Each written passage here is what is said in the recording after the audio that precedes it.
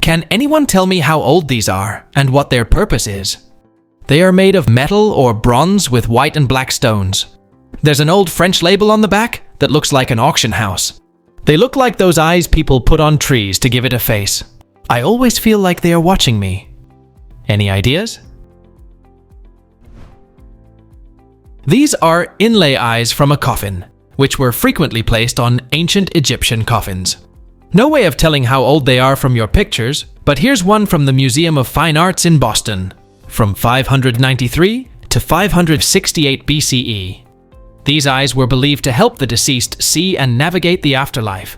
The whites of the eye were often made of alabaster, while the pupils were frequently obsidian or a dark stone. The outer rims and eyebrows are made of blue glass, mimicking the precious lapis lazuli, a stone highly revered by Egyptians. Any thoughts on what do I have here? It used to belong to my grandmother. My initial thought was it could be an overlocker attachment for a 1920s Singer sewing machine, but I'm not sure. Does anyone know what it is or what it's for? That is a 1930s Singer hand crank pinking machine. Gives similar results as pinking shears, which create the zigzag edge on fabric to reduce the possibility of it fraying. Because of the way the Singer pinker was engineered, cutting through fabric, paper, or leather is not based on the sharpness of the blade. The blade is actually quite dull to touch, but rather the cutting is accomplished by the pressure of the blade against a steel disc. Increase the pressure of the disc onto the blade, and it will go through thicker fabrics and even leather. What is this steel telescope spring thingy used for? This was found in an old house in Germany, built in 1960. I assume the item to be equally old. It's a steel handle with a two-part extensible spring, and it's flexible. The bottom reads SIPO, and some smaller worn-out unreadable letters. The handle is approximately 18 centimeters long and extends to 40 centimeters long. As far as I can judge, it's entirely made of steel, and no rust is visible, so good quality stuff. I googled the name SIPO, but I cannot find anything related. Any ideas? It's a World War II German security police spring steel baton. SIPO was a term used in Germany for security police. It was made up by the combined forces of the Gestapo, or secret state police, and the Kripo, or the criminal police, between 1936 and the start of World War II in September 1939. The SIPO was a subdepartment of the SS until the end of the war. Its stated duty was to find and eliminate enemies of the Third Reich. This steel whip was a deadly weapon. It came in two sizes, with or without a steel ball on the end. Hard strikes with a balled whip could break bones, and a hit to the head could kill. What is this spinning hook rack in my kitchen cabinet? The house was built in the 1910s. All of my utensils with a hole in the handle are way too big, and the only thing in my kitchen that fits on the hooks is my smaller measuring cups. Googling has been unsuccessful. What are you supposed to hang on this? That is a 1950s revolving cup rack. This was before the days of giant coffee and tea mugs. People used to use more dainty cups with little handles and a saucer. You rarely see those kinds of cups being used anymore. You do see a lot of them in the resale stores and Habitat Restore. People have given up on fancy cups and tea sets mostly.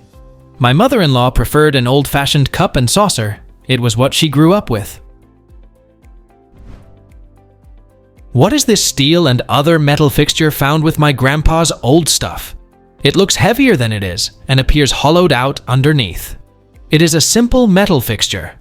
I was wondering if it was perhaps something to hold wood, a boot dryer, or some sort of attachable fixture for furniture that is not present. Any ideas are appreciated. This is a set of fireplace andirons, sometimes called fire dogs. They're used in a wood-burning fireplace to hold logs up off the hearth floor. The idea is to let air circulate under the firewood so it burns better and more efficiently. The brass finials on top are decorative, and the iron parts in the back are where the logs actually rest.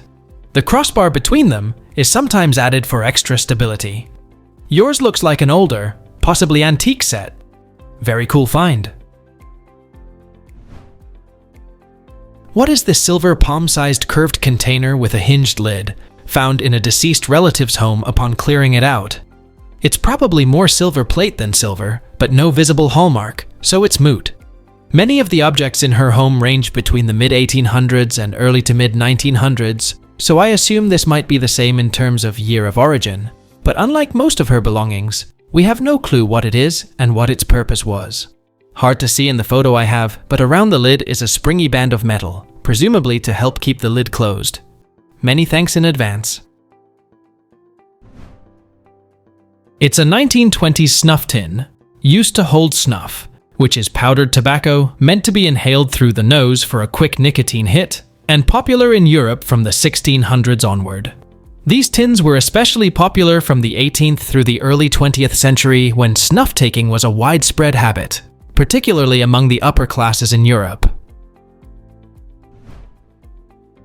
What is this thing that is made of two pieces of shaped galvanized metal rods, about 18 to 24 inches long, attached to a bracket with rivets that allow some hinged movement of the rods? The item weighs about 1.5 to 2 pounds and was found in my late father's storage room, where he kept his tools. Does anyone know what this thing actually is? It's a scissors jack handle, dates to the 50s or early 60s. It's a tool used to operate a scissors jack, which is a mechanical device used to lift vehicles, typically for changing a tire. The handle is inserted into a socket on the jack and turned, or cranked, to raise or lower the jack. Without the handle, it's very difficult to operate a scissors jack manually. Some handles are specific to the jack model, while others are more universal. What are the slots for under this telephone nook, found at my friend's new home? The house was built in 1939, and it's in the middle of the house. There is a built-in mail slot adjacent to the front door, so it's not for mail. My guess is maybe it is something for placing paper notes. Hopefully someone can figure this one out. It was originally built for a stick phone from the early 20th century, and the slotted part hid the bell box. It is typically the sound vents that allow the sound of the mechanical ringer inside the bell box to be heard more clearly when it rings. Does anyone know what this mystery brass box is, found at a thrift store? There is some discussion about exactly what this box is. We thought it was a trinket box, but someone is claiming it is a hand warmer. Unfortunately, we don't have any other information other than what is on the label, and there are no other markings on the box. Does anyone know if this was designed to be anything in particular? Please let us know down in the comments. Thanks for watching. Let's make life fun.